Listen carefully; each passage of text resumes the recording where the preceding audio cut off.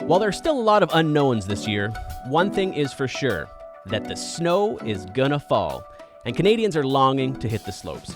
So if you're looking for a winter adventure, buckle up and get ready to land in Whistler, BC, where we'll speak with one of the most progressive snowboarders in the entire world. She first learned to snowboard at the tender age of 11 and turned pro just 5 years later. This rider is a veteran of the Canadian national snowboard team, a 6 times X Games medalist, and a 2-time Olympian.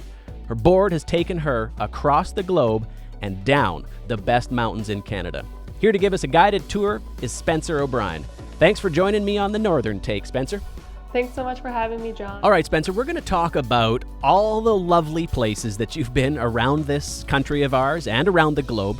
But before we get into that, I'd like to dig into a little bit about where you're from. Where were you born, and what is that area of the world like? Yeah, I was born in a small native village called Alert Bay. It's actually a small island with 6 kilometers of paved road that's off of the northern end of Vancouver Island.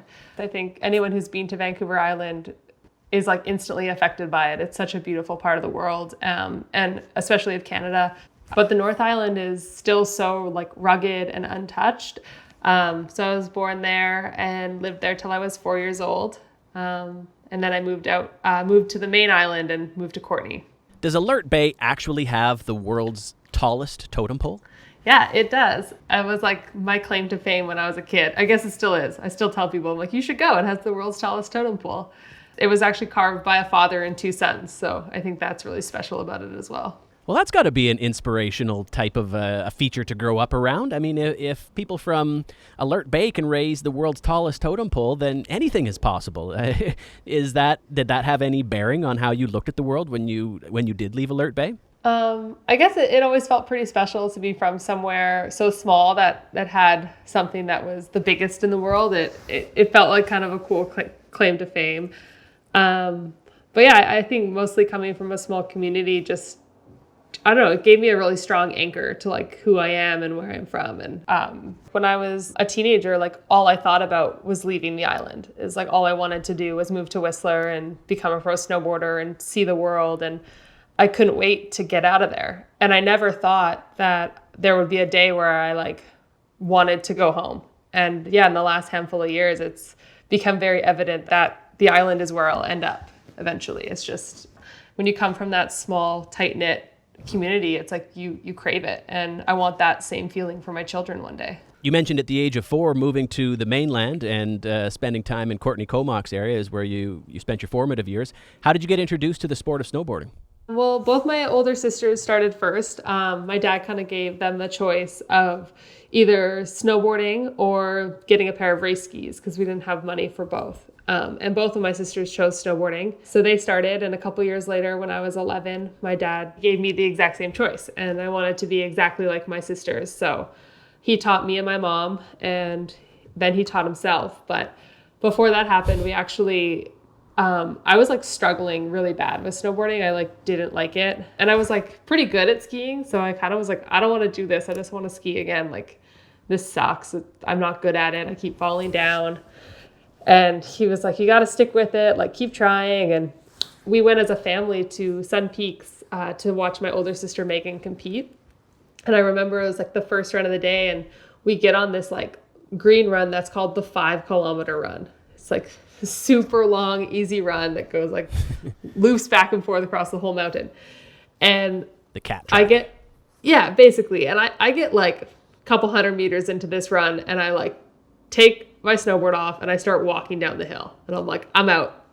I don't want to do this. I want my skis back. I don't like snowboarding. I can't do it. And my dad got so frustrated naturally because he was like, I'm not going to walk 4.5 kilometers down this mountain. So he was like yelling at me to get my snowboard back on. And I got so mad at him that I like strapped back in and rode away to get away from him. And that moment of just like not thinking of so much about turning and like how to do it and just being mad at my dad, it was what clicked it. And I was all of a sudden licking turns. And I don't know, probably a couple hundred meters later, I realized that I was snowboarding and I just like got so happy and so excited that by the bottom of the run, there was like no turning back. It was snowboarding all the way. So got to thank Pops for that one. Thanks for yelling at me, Dad. And we got to give a shout out to Brian O'Brien's handle and his parents for naming him that. I love that handle, Brian O'Brien. And I'm going to ask, does he spell his name Brian or Brien, like O'Brien? My grandparents had the kind will, I guess, to at least change the spelling of his first name. So it's Brian. Okay. Like, it works. Why give him more than one name, Brian O'Brien? When you are charging as hard as you are and you're working as hard as you are, inevitably you're going to feel the growing pains, the bumps and the bangs and the bruises of, the grind of sport. When in 2013, in advance of the 2014 games, did you realize that the pain you were feeling maybe was something more serious? Yeah, so in the 2013 Olympic qualifying year leading up to Sochi, I started to have a ton of aches and pains. Severe morning stiffness. And then I started to get very random joint injuries. And I kind of suffered and hobbled through that season. I was able to win world championships that year in Quebec, and that qualified me my spot on the Olympic team. I remember probably in the summer of 2013 being like, I think I'm sick and this doesn't feel random anymore. It doesn't feel like overuse. It feels like I'm sick. And I kind of felt that in my gut, but my doctors ran a bunch of tests and everything came back pretty normal. So we just kept plugging away and kept working away, and I kept getting worse. And eventually in November of 2013, so just a couple months before the games, we discovered that I had rheumatoid arthritis, and which is a lifelong autoimmune disease. But it explained all of my injuries and explained why I was feeling so horrible. I literally felt like an 80-year-old woman. But luckily from there, we were able to find the diagnosis and find some medication and get me back to my sport. But it was definitely an extremely dark and stressful time. And it was a really tight turnaround to getting me back into competitive form. And there was a time where you literally couldn't lift your arms above your head. And now here you are preparing for Beijing. I hope. Is this the case? Yeah, we're coming into the first round of qualifying events here. Fingers crossed with everything that's happening in the world. But this will be the Olympic quota qualification year, and then next year will be our team qualifications. So yeah, getting excited for the ramp up to 2022. All right, Spencer, you're a two-time Olympian. What were some of the key takeaways from your Olympic experiences in 2014 and again in 2018 in Pyeongchang? Did you have any major aha type moments from those awesome experiences? Yeah, I think I kind of got a little unlucky with both my Olympic experiences. I was diagnosed with rheumatoid arthritis right before 2014, so that was a really challenging games just to get to the lead up, but the actual experience was pretty great. It was, I don't know, it's just so wild going to your first games because it's so different than anything else that I had ever experienced in my career. And it was just so special, I think, for me to get to compete for something bigger than myself. I think you probably can identify with this coming from an individual sport. It's like I'm only accountable to me at the top of X Games or at the top of Do Tour, but at the Olympics, wearing your country's flag, you feel so proud to be Canadian and to be a part of this bigger thing. So that was really special for me in Sochi. I think kind of the same thing with Pyeongchang, but that one was really tough. Just we had really, really horrible weather for slopestyle. So our event, it didn't feel super fair. A lot of injuries happened, and it was a bit of a scary experience competing. And I was actually riding with a blown knee at that Olympics. So I feel like both of my Olympic experiences just really tested me as an athlete. I really had to dig deeper than I ever thought I would ever need to be able to get there and to compete and do my best. So I think it taught me a lot about how strong I am and how much I'm able to persevere through. And I remember being there just at the bottom of your run in the hotel. And I remember the inclement weather and honestly, my heart going out to the athletes that were out there having to compete against the elements. And you do it day in and day out at every event you're outside. There isn't an indoor competition. So do you find that you're able to take solace in the fact that you you know you're a part of a collective movement that is advancing women in sport in general, and that you're at the forefront of this progression? Do you take pride in that? Absolutely. Yeah. I think it's such a special thing to be a woman in snowboarding, especially throughout my career. I've gotten to watch it change so much, and to see the women that are coming after me right now, it makes me so happy to like be able to pass the torch to them, because they're just, I feel like they're so unencumbered by like stereotypes. For me growing up, I was always told I should ride smaller jumps because I'm a girl, or I would never be as good as a guy, or that I rode like a girl. It just like all these things that like they weigh on you, and you know, you have to, they're hurdles you have to overcome. But this new generation of women is growing up in a space where that's not a thing. It's they ride the same jumps as men, they do the same tricks. And it's just progressing so quickly, and to see that shift is so powerful, and it makes me so proud to have dedicated so much of my life to this incredible sport. Tell you what, if somebody ever says that I ride like a girl, I'm going to say Spencer O'Brien, right? Because she's amazing. I'm always really curious about people's routines. Is there something that you do to set yourself up for a good day, regardless of what's happening on the day? I have a really funny, I guess, superstition. I always eat a steak before finals.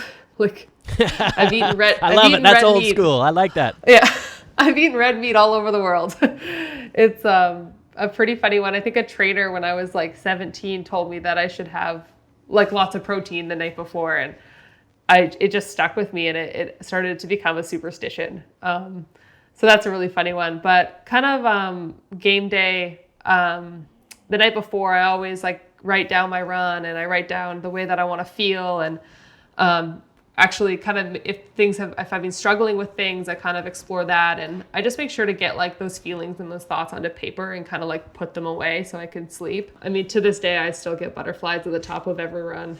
I think I always will. But yeah, those kind of little routines and keeping things the same and simple really help me to kind of manage that and be prepared to do what I got to do. Do you welcome the butterflies? I do. And whether I am beginning a podcast or getting on stage to speak or tobogganing, I learned to welcome the sensation of having butterflies, because it meant, A, that I cared, that I was invested in the moment, that I would do the work that would be necessary to perform well. Yeah, I think, yeah, you're exactly right. It's like this little signal from your body that like you're invested and that what you're doing matters to you on a really personal level. And they definitely kind of suck because they make you feel really nervous and anxious. Sometimes I'm like, okay, a little less. But yeah, if I don't have them, then that's 100% it. It feels like I don't care enough, or I'm not invested enough in that day. And I definitely always, I get a little worried if I don't feel them. As a seasoned traveler, you've been on pause. Have you been easing into the pause and just enjoying the capacity to be still for a second, or have you been figuring out where you want to go next and plotting I guess a path or a plan to get there? I think I've been kind of easing into it and just kind of embracing it.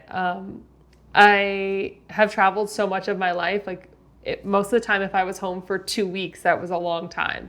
And now I haven't been on a plane in almost a year, which is really wild and unheard of for me. But I kind of took this summer just as an opportunity to explore my backyard. I spent a lot of time in Tofino, a bunch of time on the island.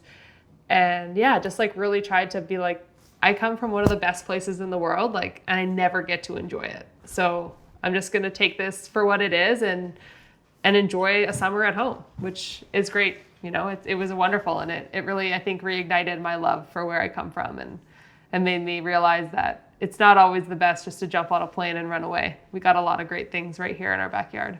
Oh, preach, girl. Come on. This is the greatest place to be from. But sometimes we got to explore the world to know how special it is here at home as well.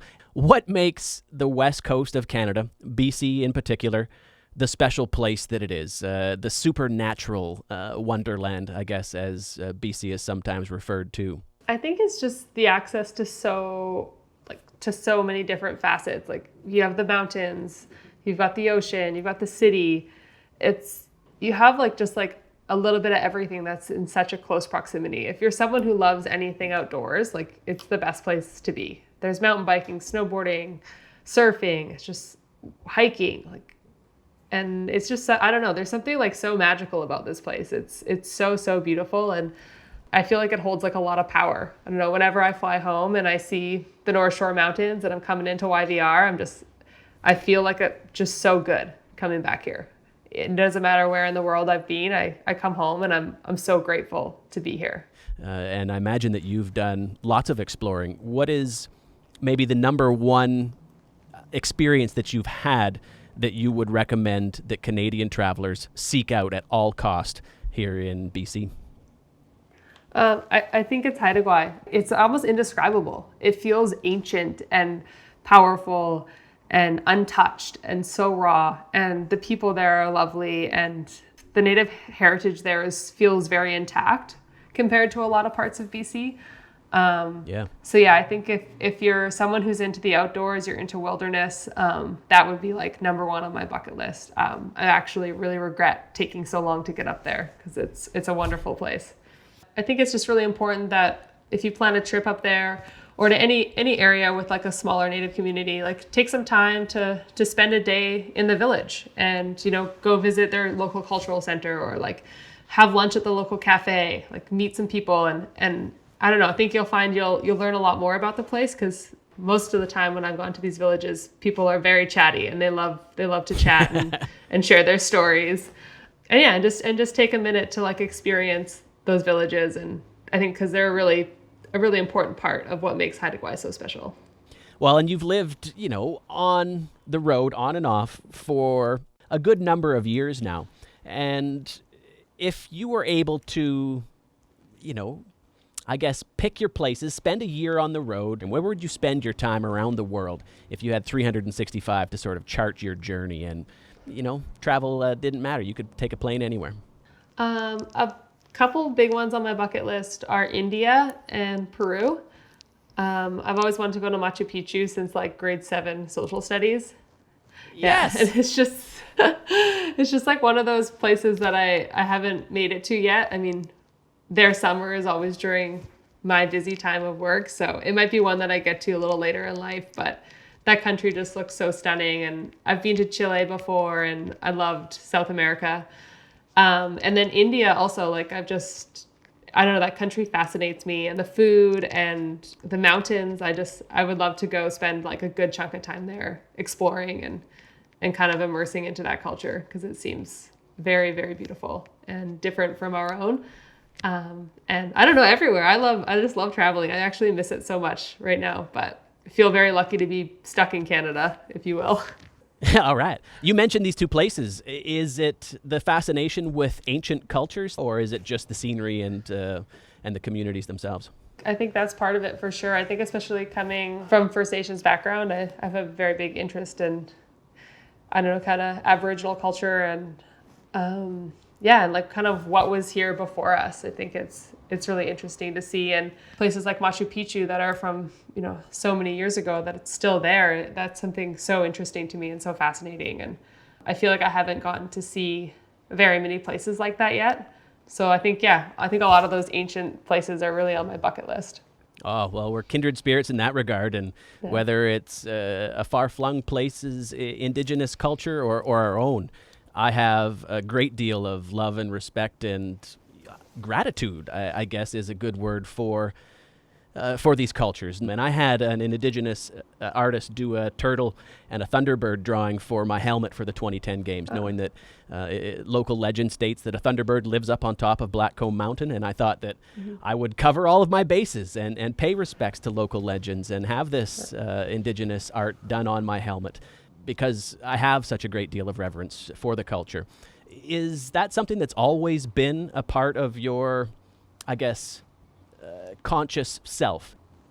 Not always. I think when I was really young, growing up in Alert Bay, it was a much more prominent part of my life. And I have memories of dancing in the big house when I was like a baby and like just being around that all the time. And when we moved to Courtenay, I feel like we kind of lost touch with that a little bit as a family. But in kind of my mid-20s, my oldest sister Megan discovered First Nations weaving with cedar bark and with mountain goat's wool. So now she's like an extremely talented, revered artist within that space. And her connection and her discovery of that kind of brought our family back to our culture and gave us a newfound connection to it. I think it's like I really owe that to my sisters, kind of that awakening, that part of myself that I think had been dormant for a really long time. And how did Megan get into the basket weaving? What took her back to that part of her culture? It was interesting. She was actually fishing with my dad, and she would go to shore when they were done to like go pick berries. So she wanted a basket to pick berries with, and kind of looked up like First Nations baskets and like makeshift made her own one with like no direction. And from then she was like, I want to know more about this. So she started seeking out teachers in the community, and from there it all kind of, I guess, snowballed from there. What I want to ask you is about the best places in this country for the people listening to go and check out when it comes to getting to the resorts this winter, when the snow is really flying and we really need to head somewhere else. Where should people go across this great land of ours? Well, yeah, obviously I'm from Whistler, so Whistler is pretty high on my list. I think it's one of the best resorts in Canada. It's kind of got a little bit of everything for everybody. And definitely if you're into snowboarding or skiing, but you also like the après, it's going to be the best place for that.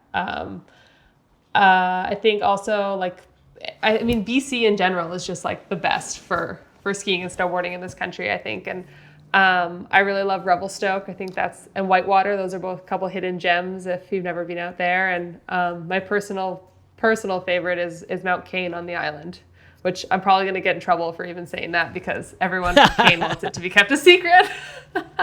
Cat's out of the bag now. I'm going. Yeah, it's the best. If you've never been, it's like the coolest little resort ever. It's only 2 diesel T-bars, but it's like going back in time to like a ski resort from the 70s. It's super cool, and they get really good snow. And we're talking North Island when you say that, right? Mount Cain is up by Port McNeill? Yeah, exactly. It's between Campbell River and Port McNeill, and that's actually where I learned how to ski. My dad would like get us up, and we'd catch the first ferry from Alert Bay and charge up there in the truck. Getting caned. Yeah, totally. And I spent a little bit of time at Stoneham in Quebec, which has got a pretty good place in my heart. That was my first time being on an airplane. I went to Nationals out there. And that's a great little resort. They've got a good park, and they usually build a half pipe. So that's a really good one if you're from out east. Also spent a bit of time at Blue Mountain, which was a lot of fun and kind of cool to get to check out like that East Coast park scene, especially because so many people from Ontario end up in Whistler. So it was pretty cool to see where those people come from and what they call home. And then I think for me, I really love the Rockies. So Lake Louise and Sunshine Village is awesome. It's such a great resort. Spent quite a bit of time there and done a few shoots out there, and it's just the most breathtaking views and great snow. I also really love Seymour, like for the City Mountains. It's one of my favorite resorts. It was actually one of the first resorts that ever allowed snowboarding in the world. So that's got like a real special place for anybody who snowboards. Well, we'll blow up this spot a little bit because while I do snowboard, I am nowhere near familiar enough with snowboarding terms to call myself a true rider. So I need to be caught up, and I got a couple terms for you that I need you to break down for me. What is eggplant? An eggplant is a type of hand plant. So it's where you go up a quarter pipe and you put your feet above your head and your hand on the lip of the quarter pipe. And there's a ton of different types of hand plants, but an eggplant is actually a really hard one. Not many people can do that trick. It's like pretty difficult. What's a Pop-Tart? A Pop-Tart is a switch air to fakie in the half pipe. So it's like a switch air to regular. So it's basically like in the pipe you go up and then you come back down. Like you kind of do like a 90-degree turn almost. But you basically go straight up and straight back down. But you would be switch. So you go switch and down. And that's called a Pop-Tart. Is it an entry-level move or is it an advanced move? Maybe intermediate. I remember when I rode half pipe, I used to do Pop-Tart. That was like the last trick in my run. Just to bring it home safe. Yeah. So this is the Northern Take, and this is the part of the show where we're going to get your take on all things Canadiana, rapid fire style. Are you ready, Spencer? Yeah, I think so. Let's do it. All right. The one Canadian thing that you can't live without. Maple syrup. Hey, yeah, sweet tooth, just like me. I love it. I put it in my coffee. The one place in Canada that everyone should visit. Haida. Yeah, I think you're right there. The most underrated Canadian place that deserves more attention. Mount Cain. But not, says the Canaanites that call it home. Yeah, your favorite Canadian run? Peak to Creek in Whistler. Oh, that's a leg burner. You picked the hardest one, perhaps. I mean, that's what would you say, 15 minutes long? Oh, at least, yeah. It's pretty heavy on the legs, but if it's a good pow day, it's your best bet. Something that you always pack with you when you're going away. What's one thing that you take with you? My slippers. I also travel with like a little stuffed animal, which people make fun of me for. But what is it? Just anything that it's this little owl named Bub. It's kind of embarrassing. Owl named Bub. I like that. And finally, what makes you the proudest to be called Canadian? I think it's the diversity in our country and like the willingness to like welcome diversity. I remember that from like social studies when we learned that America was like a melting pot and we were a mosaic. And that's always kind of stuck with me. And I love that that's something that we teach in school. And I think that most Canadians live by. I think we can always improve, but I love the cultural diversity of our nation. I think it's what makes us so special. Spencer, thank you so much for being with us here today. And you got to remember, Canada always has your back. So know that when you're out there competing. And you got to say hi to Brian O'Brien for us, please. Thank you, ladies and gentlemen, and thank you very much, Spencer. Thanks so much. That's it for this episode of The Northern Take. I'm John Montgomery, and thanks so much for taking your time to journey with us.